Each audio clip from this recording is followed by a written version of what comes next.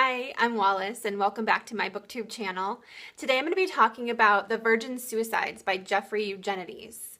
A lot of you have probably seen the movie, some of you have read the book. This is actually part of a read-along from my blog Unputdownables.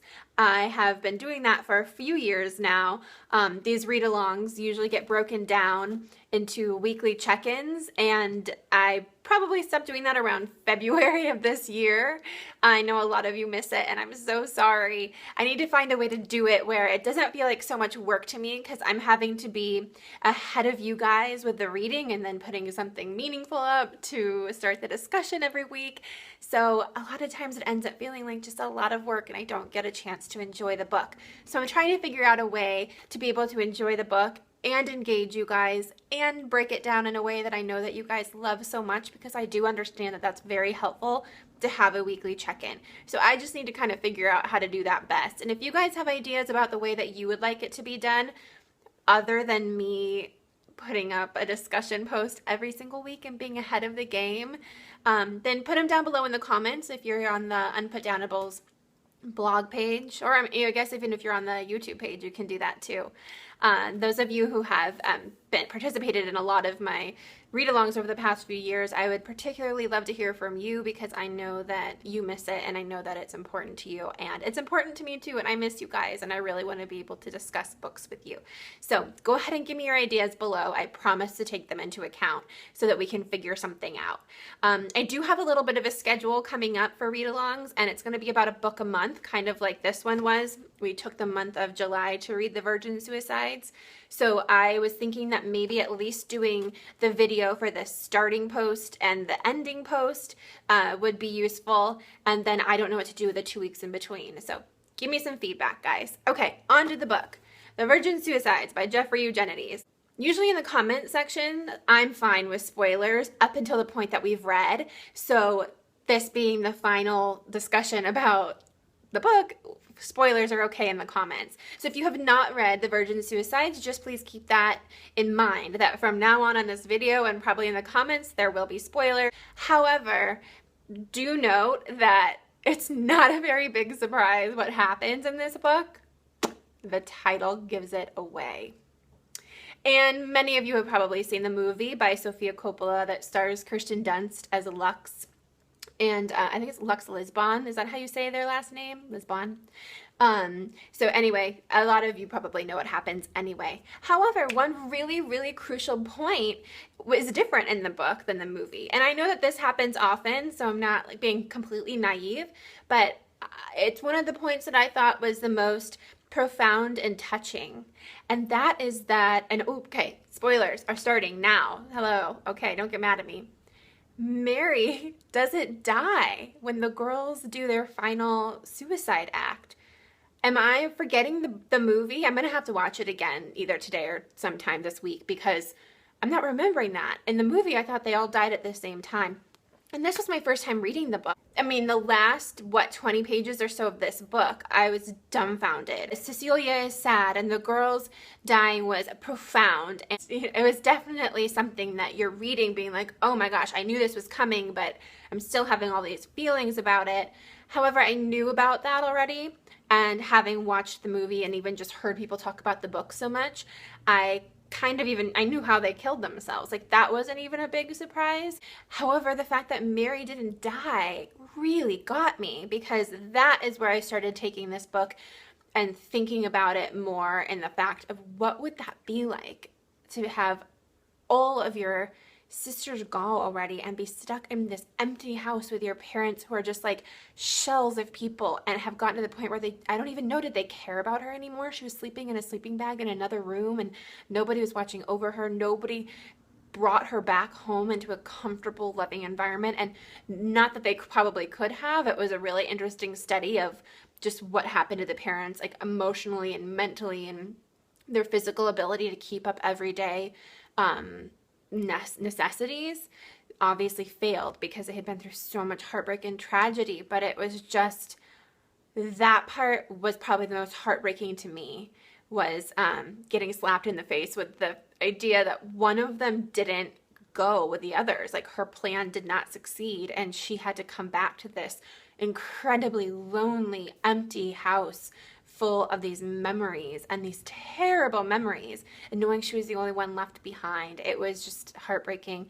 However, I had heard that this book was based on true story, that Jeffrey Eugenides, that there were girls in his neighborhood that this happened with. And then I went to look it up and I found some rumors about, no, it wasn't girls in his neighborhood. It was some babysitter of his brother. And oh, she and all of her sisters had done suicide attempts. And then I ended up finding an actual interview with Jeffrey Eugenides from the Paris Review, which is where the first part of this book was originally published. This was published in 1993. So 16 years later, he was interviewed for the Paris Review. And I'm going to include the link to that down below here on the BookTube channel. If you're in Unpatentables, just click on through and you'll get all of the information that I'm going to link to and whatnot down below. And he doesn't mention it being a true story at all. He doesn't specifically speak to this fact, but he does say that he came up with this idea of these 5 short lives in this neighborhood that's coming down around them, partly because he's from Detroit and he grew up there in a time period where the city had once been the 4th largest city in America and was thriving and had a lot of interesting things going on, and then started kind of crumbling in the late 60s, early 70s, and just like all the buildings started going decrepit, the city like was flushed out, people started moving away, and it just died around him. This is his ode to that, the town that he grew up in, just being abandoned and falling apart. He also talks about how he wrote it about the psychological and the emotional impermanence of childhood. Basically, this is a nostalgic view of childhood, of adolescence, of learning about the opposite sex and about yourself and about your little world being like the entire world. And you're trying to figure out how humans work and how not just relationships between humans work, but just life in general, how it works. And I found that fascinating because even though this is written from the perspective of the teenage boys of the neighborhood and about their not being able to really, and about the mysteries of women and, you know, them always like wanting to know a little bit more about these girls that are so mysterious, and like everything to them is exciting, like the lipstick and the underwear and, you know, their deodorant, anything about them is interesting. And I get that because it's not just a teenage boy thing. Obviously, it's a teenage girl thing too. So this is really relatable. Even if you're a female, you can think back and just remember what it was like to be a teenager. And like, what are those boys doing when they hang out together without us? Like, what could they possibly be talking about? And what are they interested in? And why do they do this? And why do they do that? And there's a lot of this in there, but in a really beautiful and poetic way, and in the type of way that like actually makes you nostalgic for your adolescence, your teenage years. I've tried there's only 2 other novels of Jeffrey Eugenides, and I've read them both, or I've tried them both. I read The Marriage Plot. I have tried to get through Middlesex. I have it right here. I've tried that twice and I haven't made it. But this, oh, I loved it, loved it, loved it, loved it, loved it. Like, I don't know if this is a weird thing to say, but it feels like the most perfect summer read that makes you feel like you're a teenager again and discovering the world and discovering your friends and the opposite sex, and having to go to school and having to deal with these adults and having to look at adult lives and trying to see which ones you would want to emulate and which ones you wouldn't, and kind of figuring out that beginning of figuring out that life can be kind of dull and depressing, but at the same time, like, your little world makes it so incredibly exciting. I don't know. There's just so much packed into this book, and his writing is incredible. I mean, his writing is just so fluid and so poetic and so relatable that you get lost in it. These are some pretty heavy themes that he's talking about. Yet somehow he manages to incorporate a lot of humor and also really engage the reader so that you're not feeling bogged down with sadness or depression, that you're finding an interest in it, and that you're feeling very much like you're discovering this world that they're living with at the same time that they are.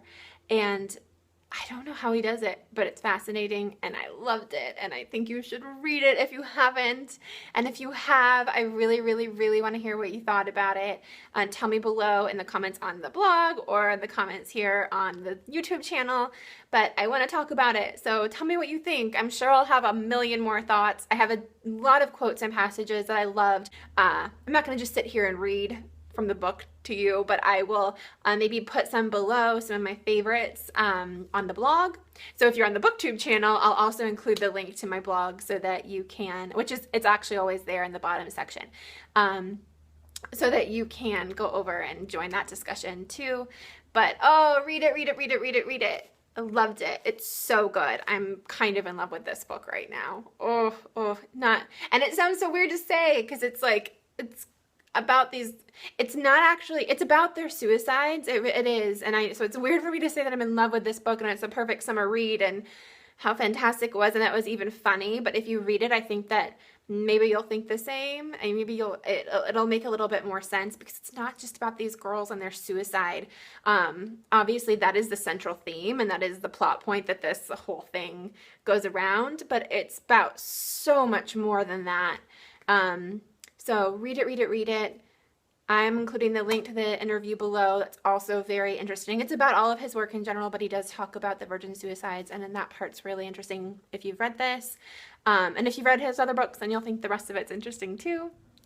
So I will see you guys next time. If you don't mind, will you click the subscribe button down below?